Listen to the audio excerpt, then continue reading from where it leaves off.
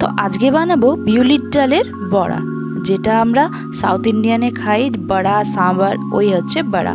তো এই বিউলির ডালটাকে আমি ভিজিয়ে রেখেছিলাম কালকে রাত্রেবেলা, তো সকালে বানাচ্ছি। তো মিক্সিতে ডালটাকে বেটে নেব, ওর সাথে দিয়েছি 2টো কাঁচা লঙ্কা।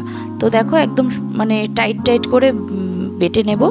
তো এখানে বাটিতে নিয়েছি 2টো আলু সেদ্ধ, তো এই 2টো আলু সেদ্ধও দেব। আর দেব ডাল বাটাটা বাটা হয়ে গেছে, সেটা এর মধ্যে দিয়ে আলুর সাথে ভালো করে চটকে নেব।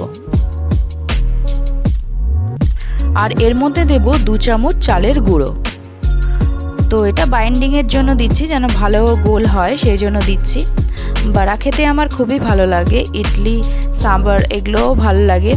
তো সেই আজকে ভাবলাম বড়াটা বানানো যাক, তো সেই জন্য বানাচ্ছি। এর উপরে দিলাম অল্প একটু কালো জিরে আর পেঁয়াজ কুচি আর লঙ্কা কুচি। এটা আমি আমার নিজের পছন্দেই দিলাম, এটা দেয় না অবশ্য বড়াতে, তো আমি এমনি নিজের আমার পছন্দ বলে তাই আমি দিলাম।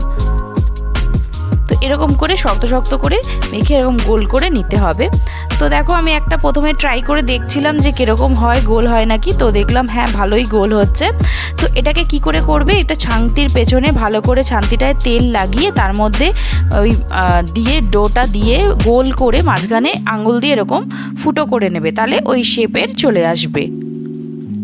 আর এই দেখো ছান্তিটা আস্তে করে ভালো করে গরম তেলের মধ্যে এরকম ঝাঁকা মারলেই ওটা পড়ে যাবে। ছান্তিটার মধ্যে ভালো করে তেল লাগিয়ে এরকম করে দিলে, এই যে মাঝখানে গোল করে এরকম হাত ঢুকিয়ে গোল করে নিলেই ওটা গোল হয়ে যাবে।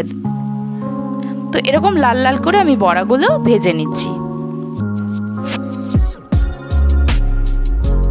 এই দেখো এরকম দিয়ে তো বড়া আমার একদম রেডি, দেখতেই পাচ্ছ।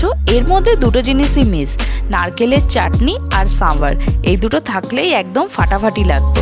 কিন্তু আমি টমেটো সস দিয়ে খাচ্ছি, তো এটাও খুব একটা খারাপ লাগছে না, ভালোই লাগছে। আর বড়াগুলো দেখতেও যেরকম ভালো হয়েছে, খেতেও অনেক টেস্টি হয়েছিল।